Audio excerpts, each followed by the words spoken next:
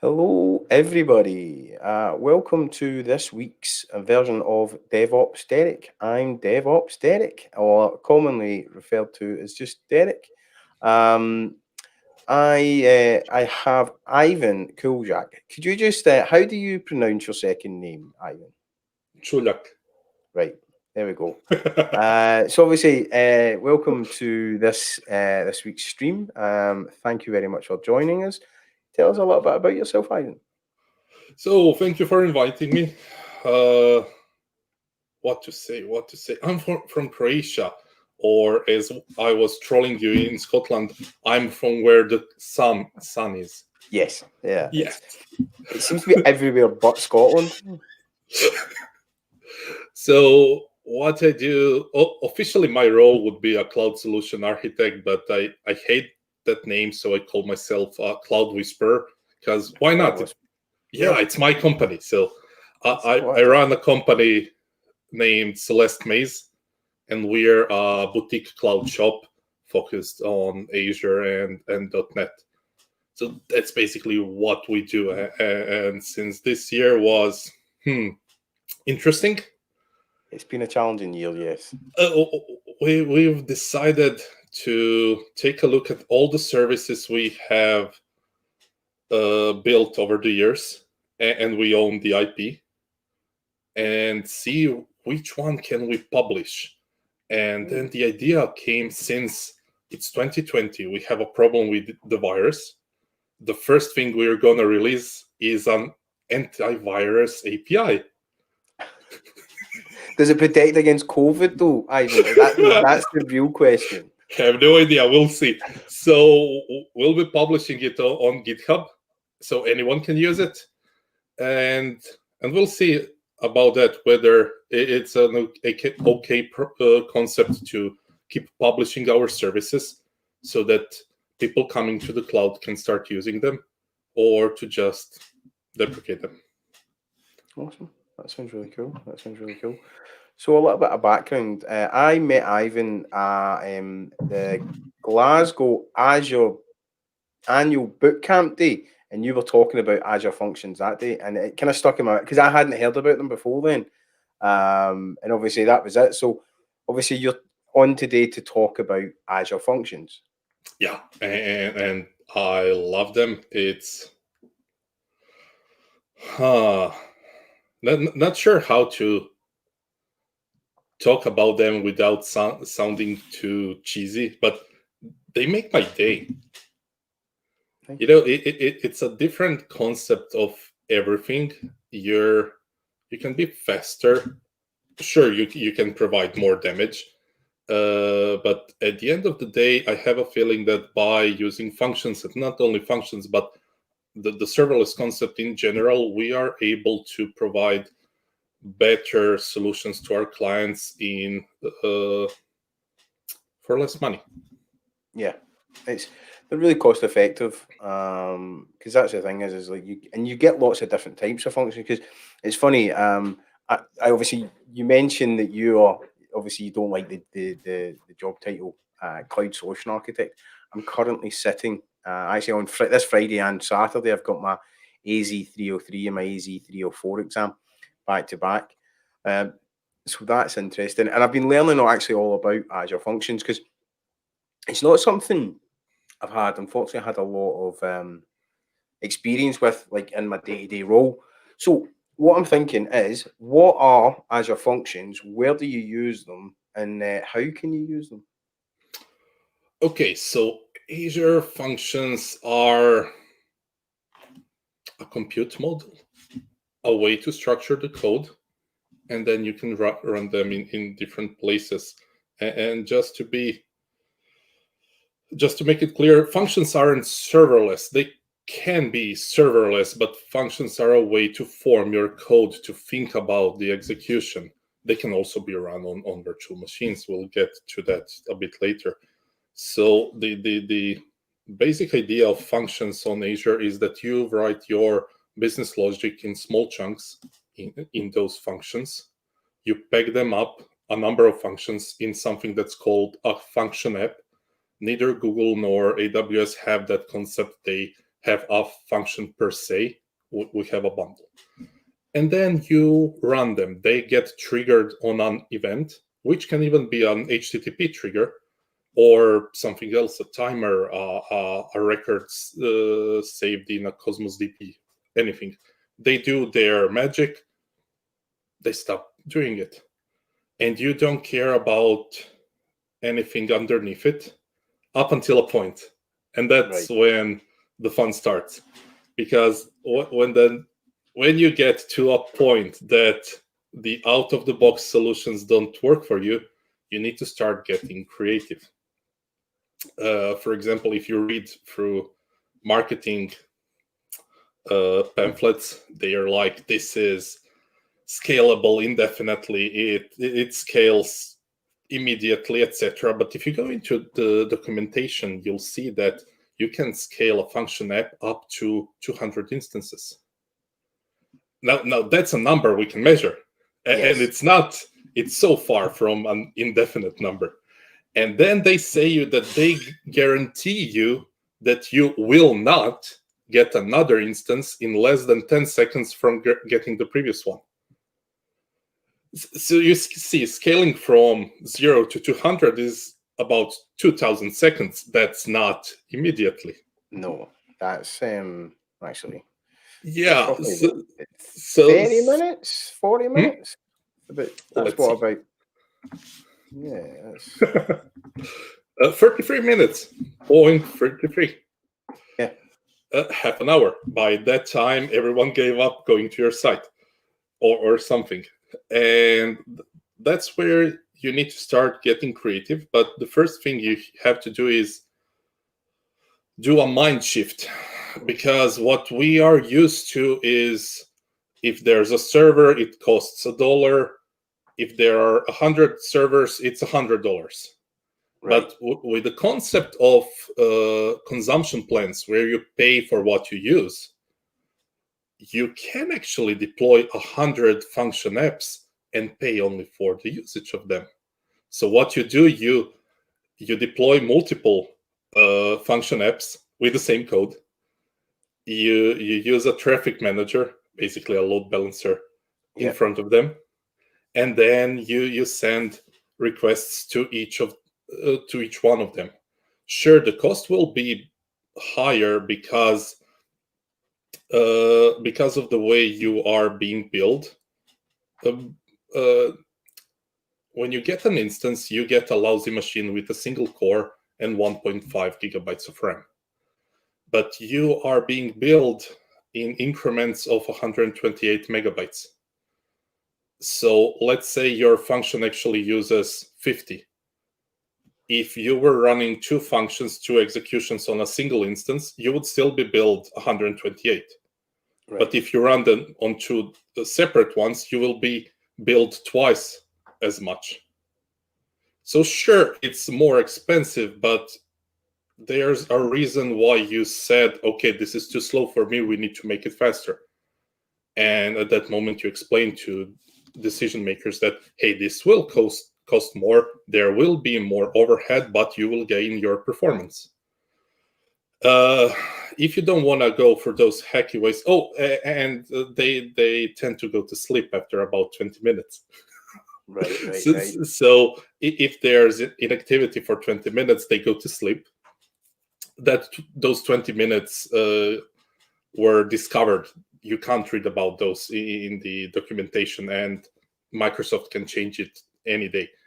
So the deal there is that if the instance goes to sleep, you incur a cold start on the next run, which can take anywhere from 2-3 seconds to, 20 seconds with some big Java app.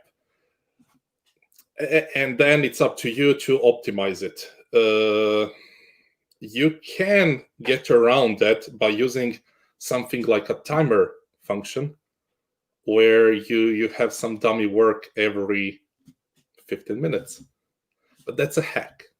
And, it's just a matter of when will they be fed up with it and say, okay, you can't do those hacks anymore. We will discover them. We will disable the execution of them. Or will they just let us be? So the next step is running the functions as a plain app service.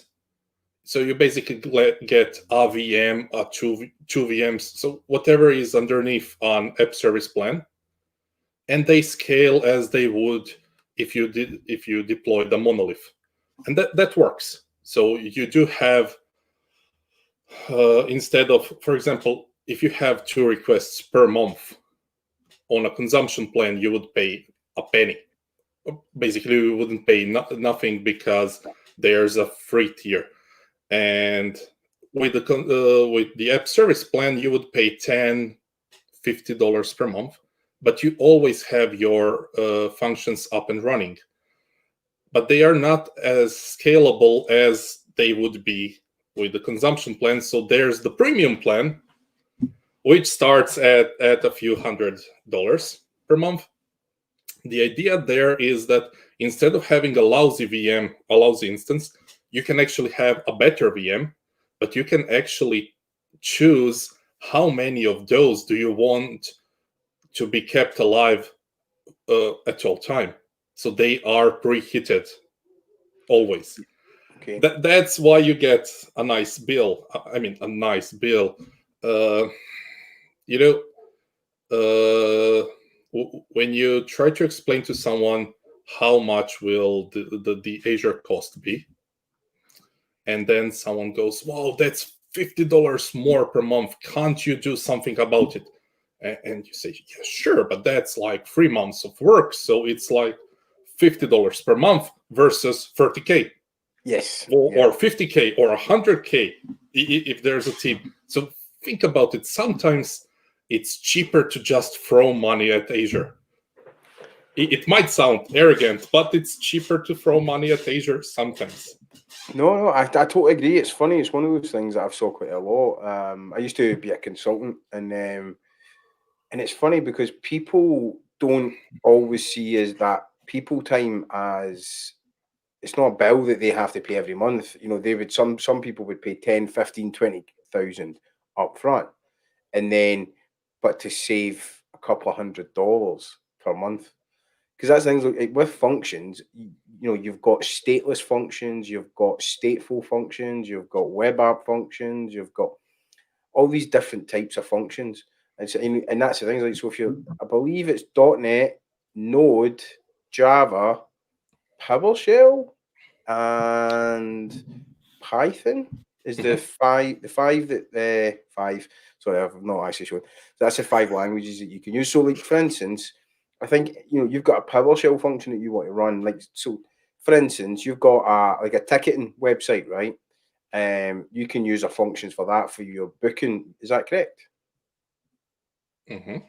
Yeah. So you can that's the thing with functions. But you can have them. So you can kind of treat them like virtual machines. You can kind of treat them like app services, and you can also treat them like serverless as well. It's a bit confusing looking at it, I think. Well, let's make it more confusing. You can run them in Kubernetes. Right, okay. Okay, but there's something even more confusing. So sure, you can run them in Kubernetes now for the last, I don't know, a year, approximately. But there's a thingy called functions runtime. So Lambdas can run on AWS. Google Cloud Functions can run on Google Cloud. Azure Functions can run anywhere. So, for example, we've wrapped them up into a Docker container, deployed them to Google Cloud Run. Yeah, it works. But my point was, before we had the ability to easily deploy them to Kubernetes, and before AKS was a really stable thing, we were running them on virtual machines on Azure, because there was a project where people using, so it's a software as a service, but people using it were using it during the normal working hours. So we're talking about Monday to Friday, 9 to 5. So what you do is because Azure Functions instances are slow, and if you're doing any heavy lifting, it's slow. So the only alternative was to actually spin up virtual machines, because before AKS, you weren't able to give powerful machines to, let's say, app service, that they had their own tiers and that's it. So we've created a script which would fire up virtual machines at 7 a.m., shut them down at 7 p.m. So while they were running, we had functions on functions runtime running on those Windows servers. Outside of those hours, we would have them deployed on the consumption plan. So sure, it would be slower, but it was so much cheaper. We're talking about a quarter of a price. And no one really noticed it, because we were looking at the analytics, and during a month, there were like 3 requests outside of those working hours. Right. So you can run them anywhere. That's really cool, actually. It's the fact that you can, you say it's software as a service, but it also sounds like it's infrastructure as a service as well. And then if you're running it on web apps, it's platform as a service, and then it's serverless as well. So I think, honestly, I think one of the questions I probably should ask, what aren't functions? And where can't you deploy them to? That sounds like an easier question and answer. Let's actually start with what's serverless. So from the AWS camp, not their employee, there's a great guy called Jeremy Daly, and he has a great blog post called "Stop Calling Everything Serverless." Because if you call everything serverless, nothing is serverless. And the point he's making, it's a relatively long blog post, but well worth reading. That's the one. He goes through all the things people said about what serverless is, and then comes to a conclusion that serverless is a culture or a methodology. If you ask me, it's a journey. You can't say functions are serverless, or if you get billed per usage, it's serverless, because you get billed per beer. If you don't have any beer, it's free. People started. Sure, go. It's more like it's not per beer; it's like per sip of your beer.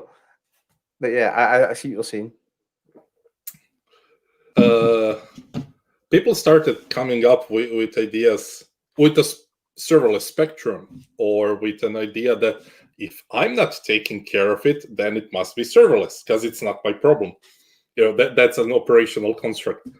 And the idea there is that serverless is about focusing on your core business, on what you actually do, and implementing that. Everything else shouldn't be your problem. So you shouldn't be taking care of infrastructure if that's not your thing. You shouldn't be taking care of ALF if that's not your thing. You shouldn't be taking care of SendGrid, of Twilio's job, or of anything if that's not your thing, if that's not what you're building. The problem there is that we were used to building everything from scratch, because you're a bad developer if you don't build your own authentication, your own whatever, and that's how a week worth of a project ends up taking a year. So the idea there is to don't build what isn't your core business, and just use a service provided by someone else or something. The problem also is that the service on which you have to rely isn't always up to the level where you need it. So at that moment, you need to be ready to patch it up, hack it up, but still use it, and in your mind be ready that once that service implements what you've just hacked up, that you will delete your hack. And that's what serverless is. It's a journey, not necessarily a destination, but it's an idea that let's make it simple. Let's keep it simple, stupid. Yeah. And build something that will work. Where if you're building, I don't know,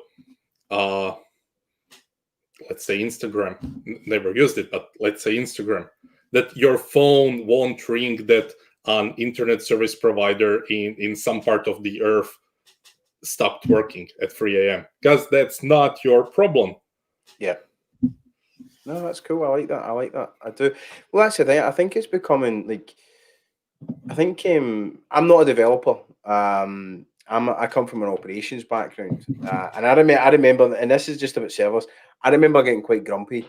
I think it was back in about 2015, 2016, and I remember started hearing about Lambda and started hearing about functions, right?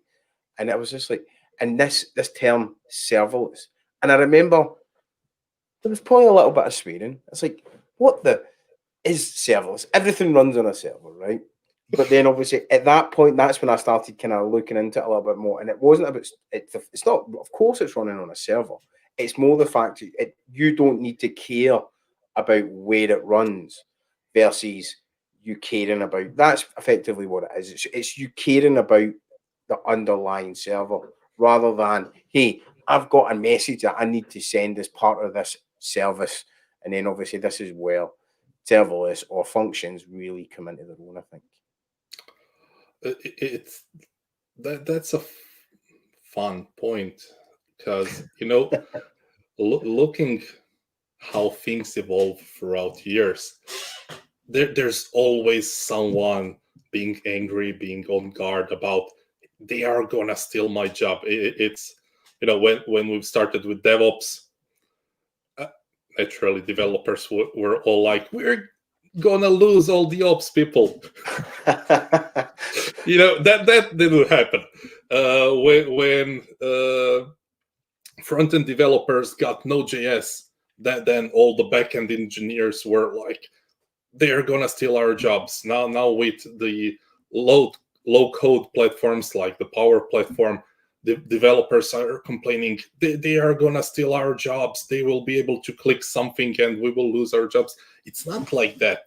There's a constant increase in the amount of jobs and projects in the world. It's just that, for example, if you can click something through the Power Platform, and that's good enough for a client, that means that client probably can't afford paying $100K for a custom-built project. So that project was never yours to get.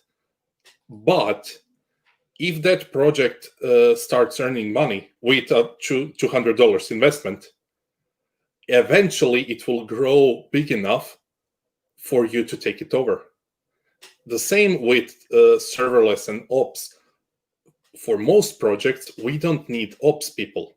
You can write infrastructure as code using real code now. You can spin everything up. There are templates, and you grow. You keep growing. You keep growing. Eventually, as I've told you, we were running stuff on VMs.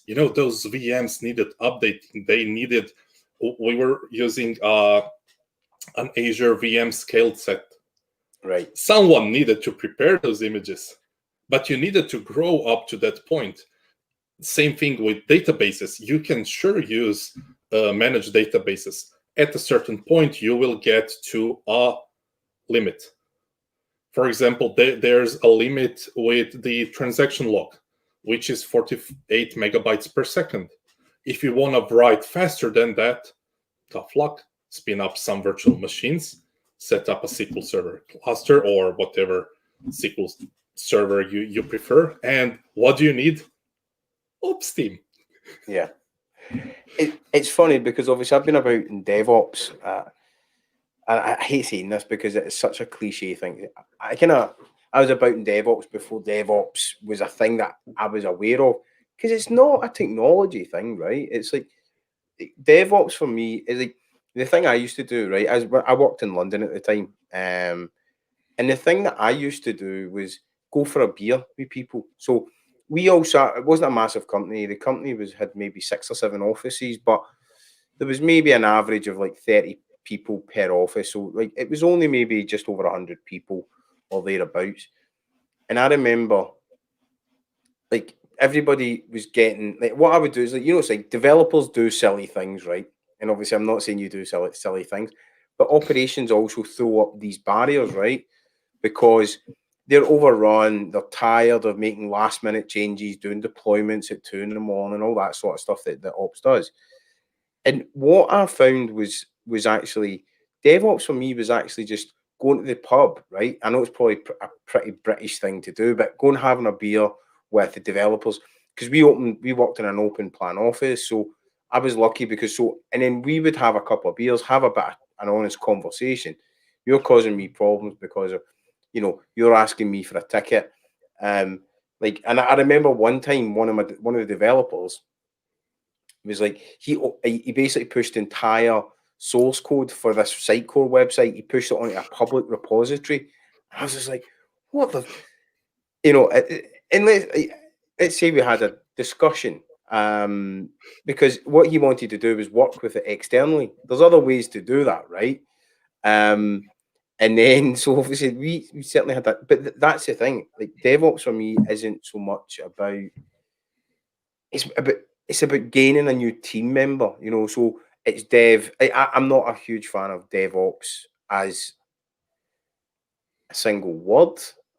It's like a methodology, a practice.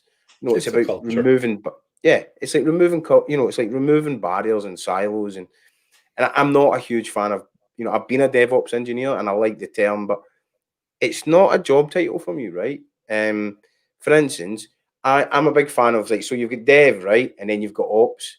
And see if you could just add in a tiny little plus in between dev and ops. It's dev plus ops. Um, that's where it is. It's like it's more about just being able to understand, and it's cross skilling. Because one of the things I used to do was sit with the developers, and they would tell me stuff about development. That doesn't make me a developer.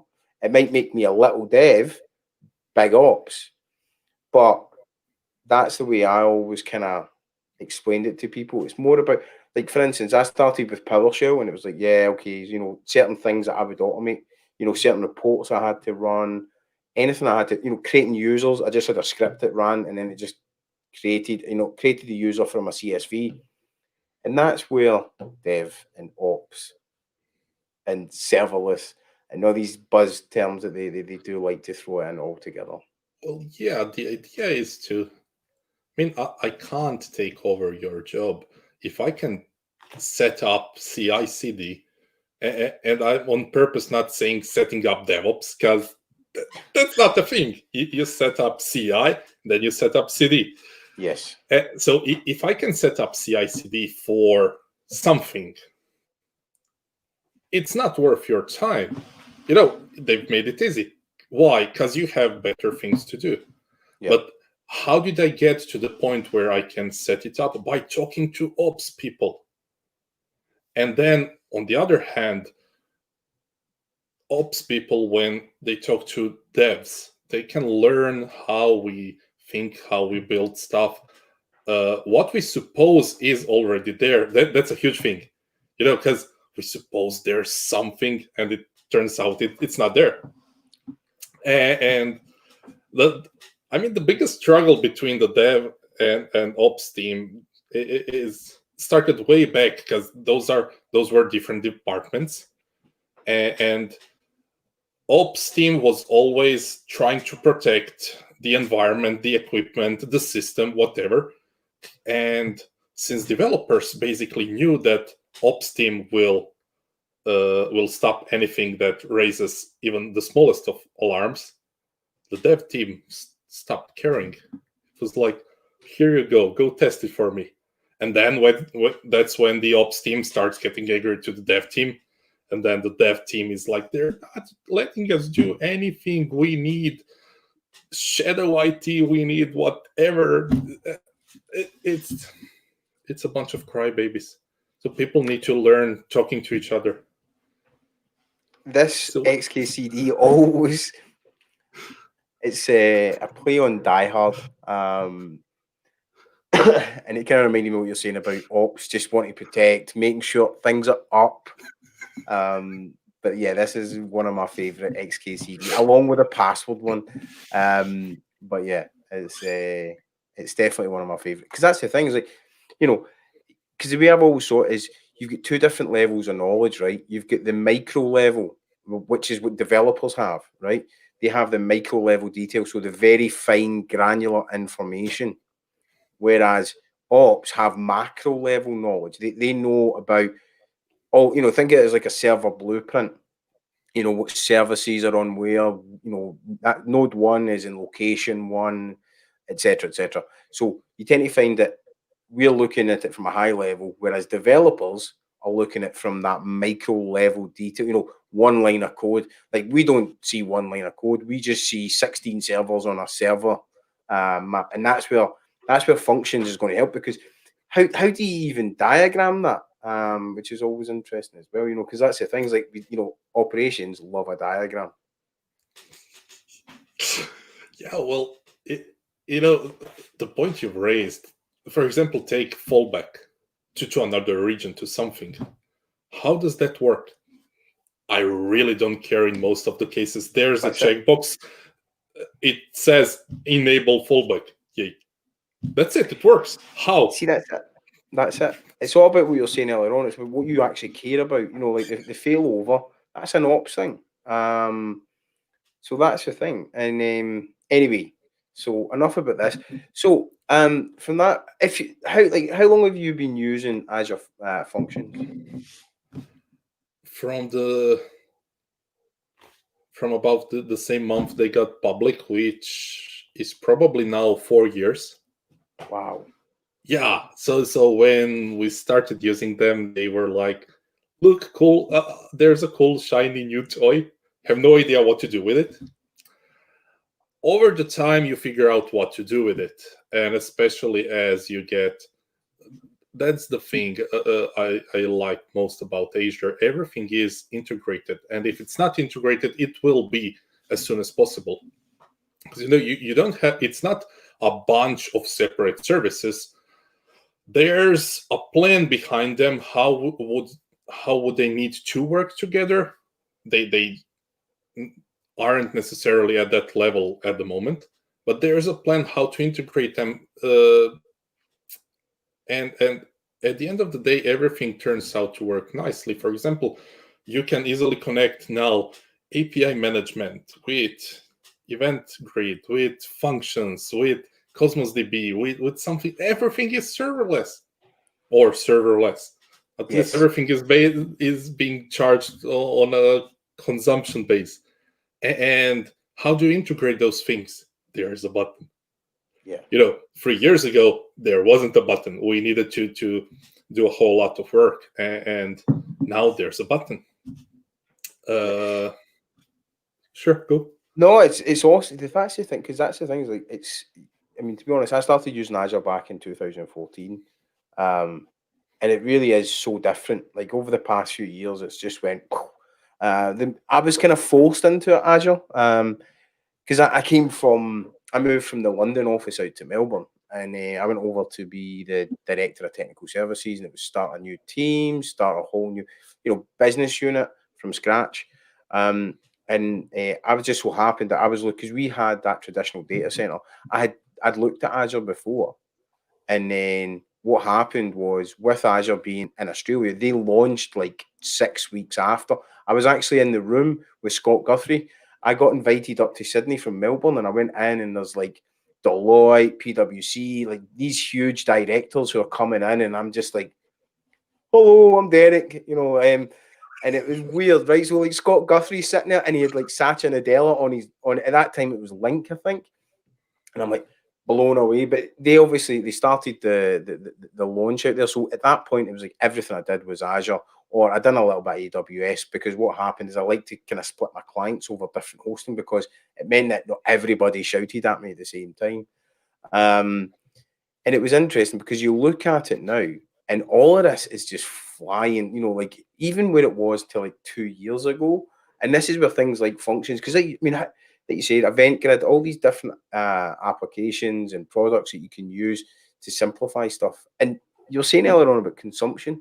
Do you know what? The thing is like, I like the fact that I like consumption-based pricing, because the thing I like about it is if you've got that traditional infrastructure as a service, or what you're running is all those VMs, so they're online at all times, unless, you know, like for instance, one of the things that it's like, I think you save something like 63% if you just turn off your hosting in between the hours of 9 and 5 a.m.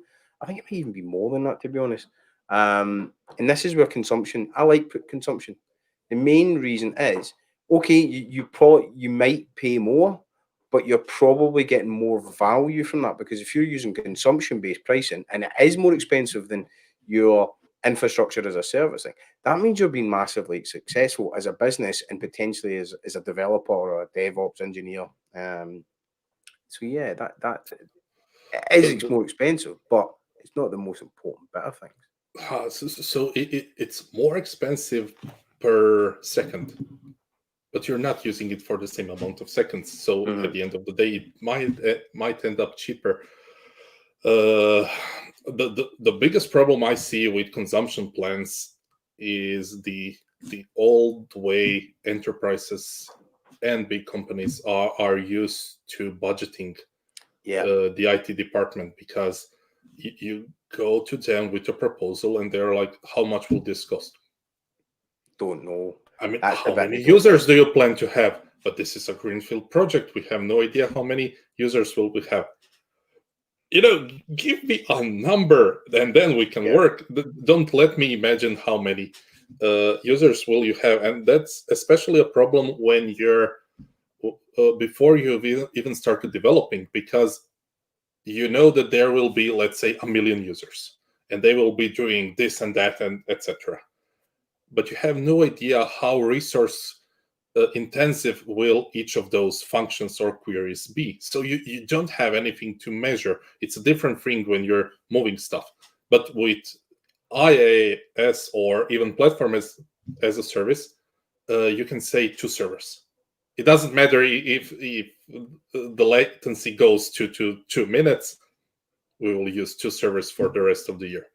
And that's something that has to change. As for cheaper versus more expensive, you know, the bottom line is that everything that you pay per usage, as for example Uber, is more expensive per second, but you're not using it at all time. If you have a need for your infrastructure, if you can figure out a minimum load for your infrastructure, then it's cheaper to serve that load from something that you've paid for a whole month. And this is probably the most easily solvable by using AKS, Azure Kubernetes Service, because you can rent VMs which run underneath it. And then when you have a spike in your load and you need to immediately serve it, instead of taking the time to boost up additional VMs, you can burst out 2 container instances, which are called serverless containers. And the idea there is that you just say, hey, I need a container which has 4 cores, 4 gigs of RAM, and give me a GPU. A GPU will cost you a minute of waiting. But you know, you can get the GPU and you can do some GPU processing on it and then say, I'm done, shut it off. Yeah. And that's what you can do with Azure Kubernetes Service, again, by clicking a checkbox. It will burst out there, and it's amazing. Because that's the thing. Oh, you go, sorry. I wanted to say that the next step in all that story is CICD, so Kubernetes event-driven applications, where you basically scale. So people are used to monoliths, but when you have microservices, you usually have multiple stages of processing your request. And then the way scaling usually works is when a bunch of requests hits your service, it figures out, hey, I need to scale, and then it starts scaling. That's a problem. But with CICD, you can watch just anything, and when the requests start entering your system at level 0, you can start scaling your level 5 or stage 5, however you want to call it. And that's amazing, because by the time those requests reach that stage 5, you already have enough instances warmed up.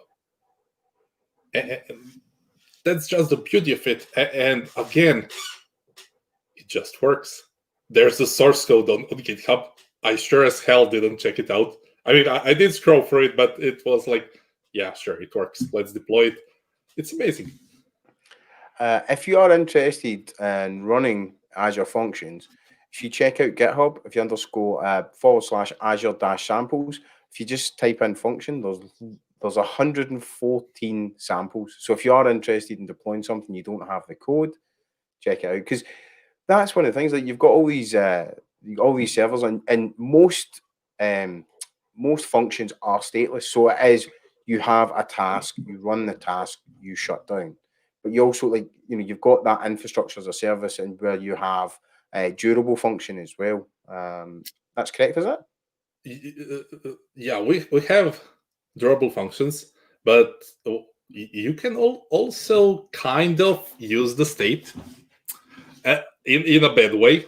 So what people usually do when going to functions, it's like, you have a legacy application which you used to run only one instance of it on a single server, and it was writing down on the C drive, and that was okay in the 90s, in the early 2000s. But now you just take the code, copy paste it, and then it works and it doesn't work. It works, it doesn't work. Why? The thing is, yeah, sure, you have access to a local drive and you can store files there, but there's no guarantee that the next request will be running on that same instance. So if it does, they will share the storage. If it doesn't, they won't. So people need to worry there, especially if they don't create a new directory for each run, because they will overwrite their files. But that's just a bad practice. Don't do it. As for durable functions, the idea there is, the problem with functions is they can last up to 10 minutes. After that, it's time out, and yeah, baby. And they don't care that you were left with a single second of processing. It's done. So durable functions allow you to orchestrate workflows, to say, do this, and then do that, and do a bunch of stuff.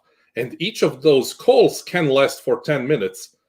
The magic is in the orchestrator of those workflows. The durable functions function goes to sleep and then wakes up when a result returns.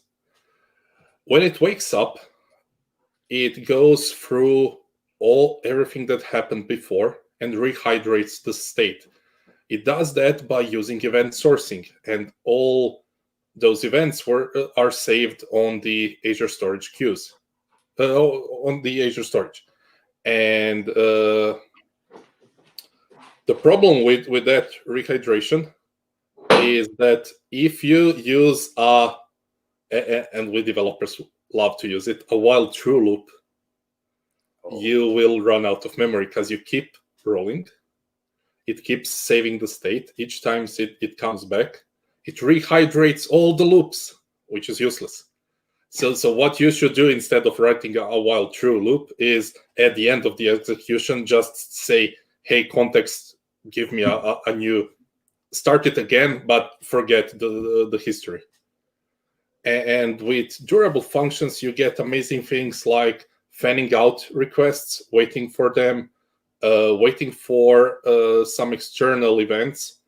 And if you look at samples, those external events are usually, hey, there's a manager who needs to click something, which is okay. We've never had a scenario like that.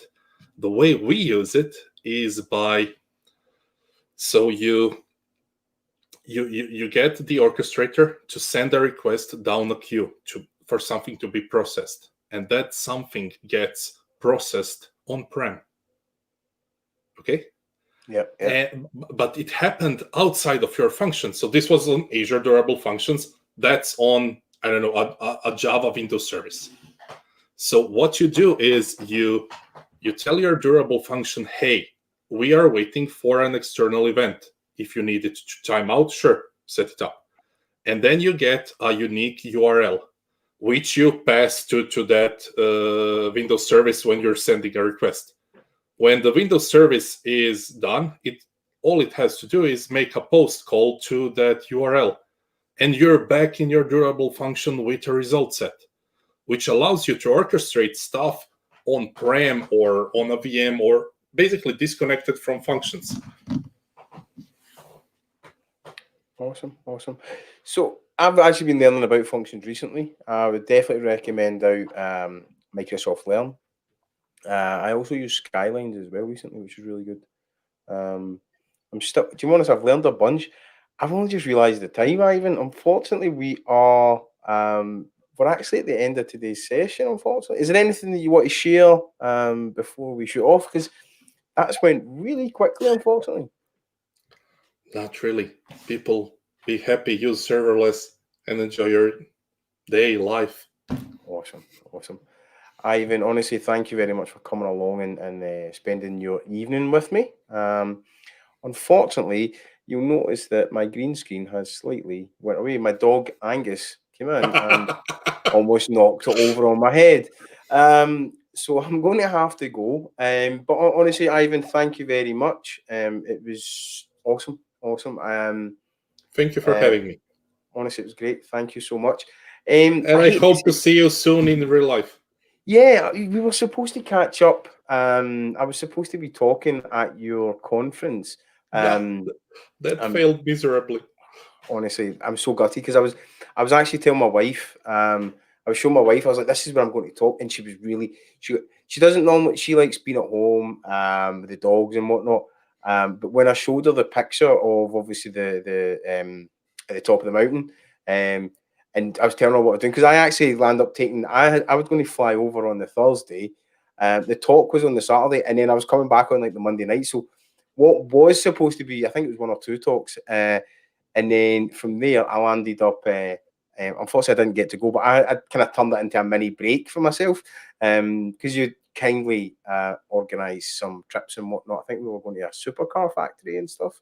So yeah, we were supposed to go visit the Rimac, we call it Rimac, but in English you usually pronounce it Rimac Electric Supercars Factory. Right. So actually, just before we go, tell us a little bit. Is there any, like, obviously, you're on Twitter. Are you going to be doing any conferences? Because I think you were traveling again, doing conferences and whatnot in Germany. Well, so last year I did, I think, 37 talks / workshops. Wow. Around Europe, so that was too much. Yeah. And this year was supposed to be a bit easier, but it ended up being so much easier. I'm due to go to give 2 talks in Germany in November, but that's about it. And we were thinking about postponing the conference for 2021. And then it was like, no, let's postpone it to 2022. But the idea at the end ended up being, let's kill the idea of the conference for now and go with the podcast. We were supposed to have 3 tracks. One was supposed to be real tech.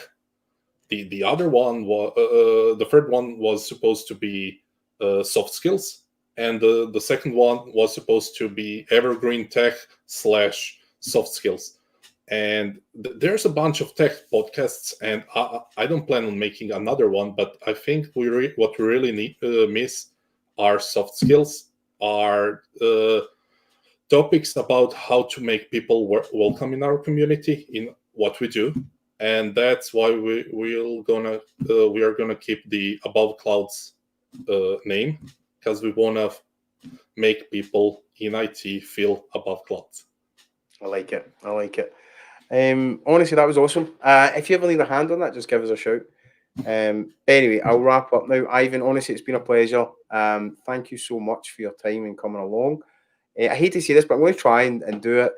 If you do obviously want to check out my content, subscribe, hit the bell, please.